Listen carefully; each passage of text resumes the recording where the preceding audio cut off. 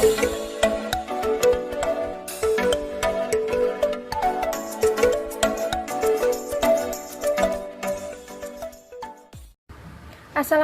warahmatullahi wabarakatuh. Perkenalkan, nama saya Maulida Dayanti dari Studi S1 Manajemen Fakultas Ekonomi Universitas Islam Sultan Agung. Di sini saya akan mempresentasikan mengenai perbandingan ekonomi Islam, ekonomi kapitalis, dan ekonomi sosialis. Yang pertama yaitu mengenai sistem ekonomi Islam. Sistem ekonomi Islam adalah sekumpulan dasar-dasar umum ekonomi yang disimpulkan dari Al-Quran dan Sunnah, dan merupakan bangunan perekonomian yang didirikan atas landasan dasar-dasar tersebut yang sesuai dengan kondisi, lingkungan, dan masa. Namun demikian, sangat disayangkan hingga saat ini belum ada suatu literatur yang mengupas tentang sistem ekonomi Islam secara menyeluruh. Memang sudah agak lama umat Islam mengalami suatu penyakit, yaitu pluralisme ekonomi yang berada di tengah-tengah sistem ekonomi liberal, komunis, dan sosialis. Hal itu muncul disebabkan oleh tidak kemampuan umat Islam melahirkan suatu konsep sistem ekonomi Islam. Selanjutnya yaitu tentang prinsip dasar sistem ekonomi Islam. Yang pertama yaitu Allah pemilik segala sesuatu. Maksudnya yaitu Allah memberikan kekayaan kepada manusia dan Dia adalah pemilik segala sesuatu. Prinsip yang kedua yaitu kekayaan di dunia adalah untuk mencari kehidupan akhirat.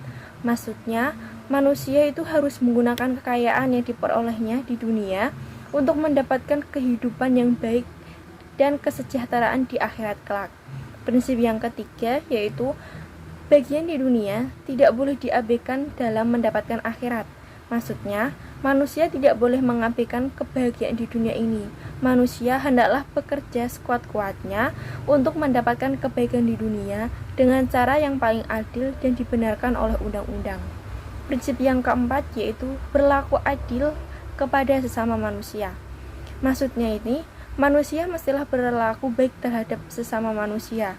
Hendaklah mereka melaksanakan tanggung jawab terhadap masyarakat dan membantu orang-orang yang berada dalam kesusahan. Prinsip yang kelima yaitu mengakui hak individu terhadap harta. Islam mengakui hak individu untuk memiliki harta. Hak kepemilikan harta hanya diperoleh dengan cara-cara yang sesuai dengan ketentuan Islam.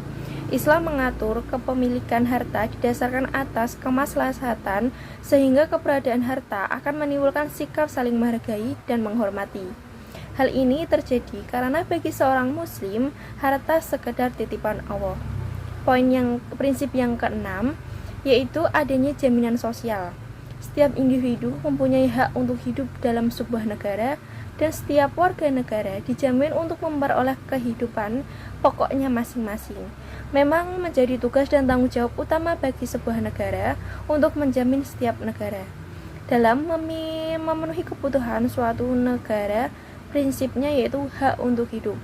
Dalam sistem ekonomi Islam, negara mempunyai tanggung jawab untuk mengalokasikan sumber daya alam guna meningkatkan kesejahteraan rakyat secara umum. Selanjutnya kita akan membahas mengenai sistem ekonomi kapitalis.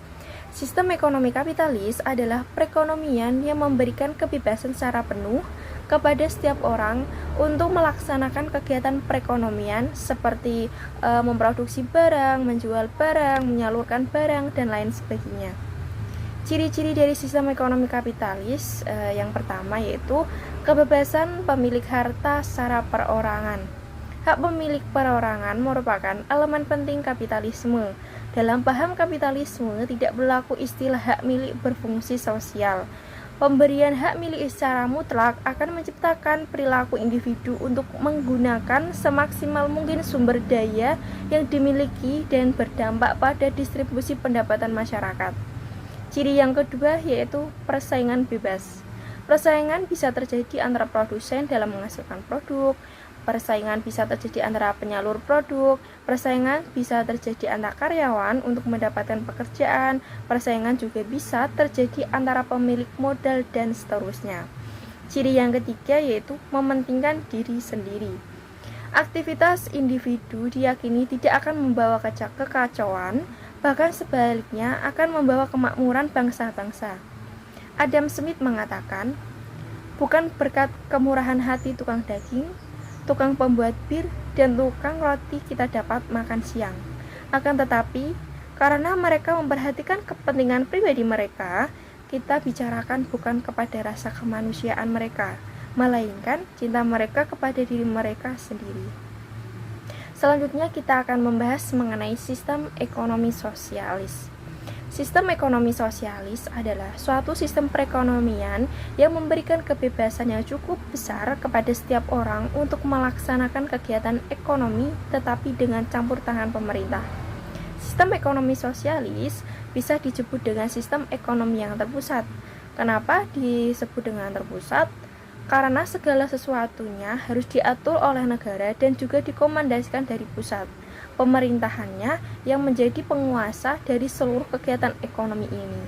Sistem perekonomian sosialis juga merupakan sistem perekonomian yang menginginkan kemakmuran dari masyarakatnya dan terlaksanakan merata sehingga tidak ada lagi penindasan ekonomi yang terjadi. Guna mewujudkan kemakmuran yang merata di masyarakat, perekonomian harus diatur oleh pemerintah. Adapun ciri-ciri dari sistem ekonomi sosialis, yang pertama, kepemilikan harta dikuasai negara. Yang kedua, setiap individu memiliki kesamaan kesempatan dalam melakukan aktivitas ekonomi. Yang ketiga, disiplin politik yang tegas dan keras.